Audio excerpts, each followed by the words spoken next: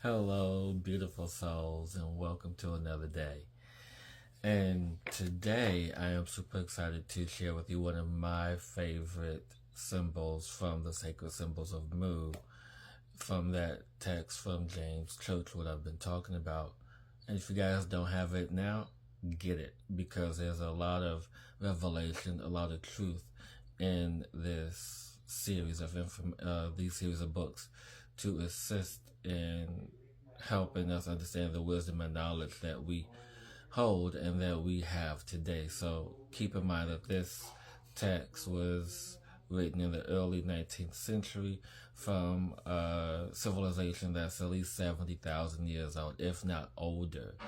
And so this symbol that I'm going to talk about today, and I'm actually going to read some of it from the book, it's actually, like I just mentioned, one of my favorite symbols, and it's called Tao, or Tao, or however you wish to pronounce it.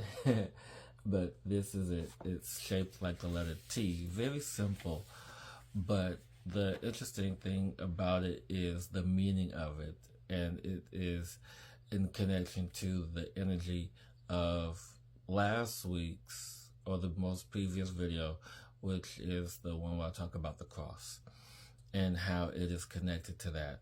And so one of the things that came to my mind when I read about this initially and connected it to the cross and how Jesus died and how that energy was portrayed in that sense, is that traditionally, as I talked about the cross last week, it is in conjunction with the four primary elements because they equal out, or meaning that the cross is divided into four equal sections or parts.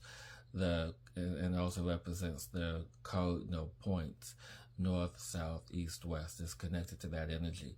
And so when we look at the cross that Jesus died upon, it is not an equilateral cross. It is has more space vertically in the south than it does up north, and that's intentional, and it is connected to this. And I will go ahead now into the definition of this and just share this wisdom.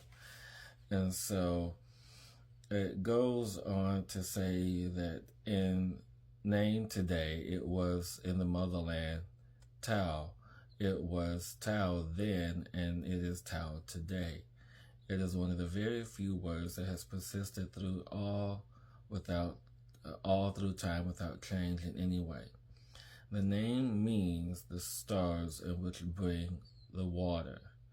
Tao, stars, and Ha means water. The Marquesians today pronounced it Taha, but it means, but it's pronounced Tao because of the enunciations or pronunciations of the day.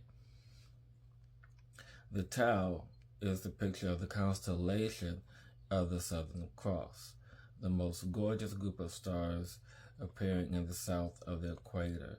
And it just goes on to talk about how this constellation of stars was visible at that time in the southern part of Mu, of the motherland.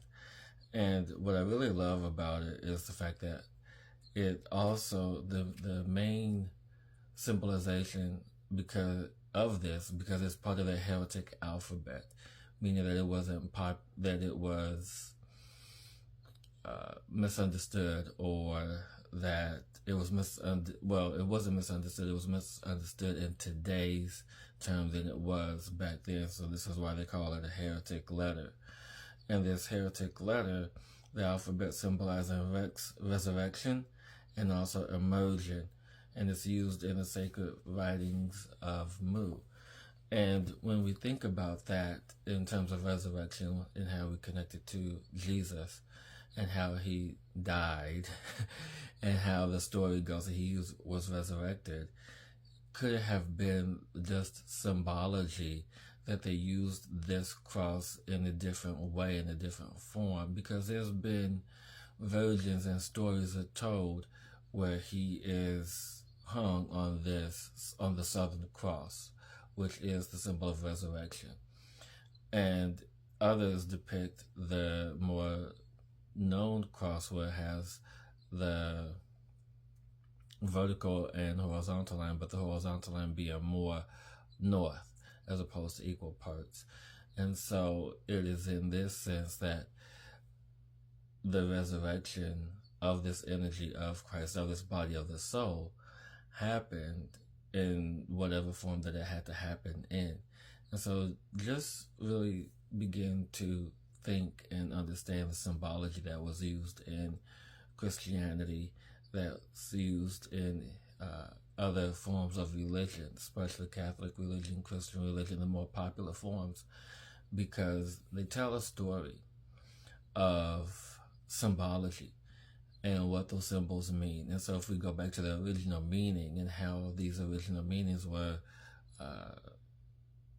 misconstrued, misinterpreted over time, and misinterpreted sometimes unintentionally, other times intentionally, to tell a different story, to tell a different narrative.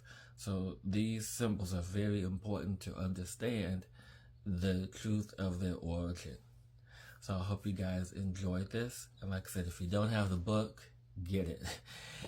And actually get the series, because there's some really interesting information that's in this series of books. So till next time, beautiful souls, have an amazing, amazing day.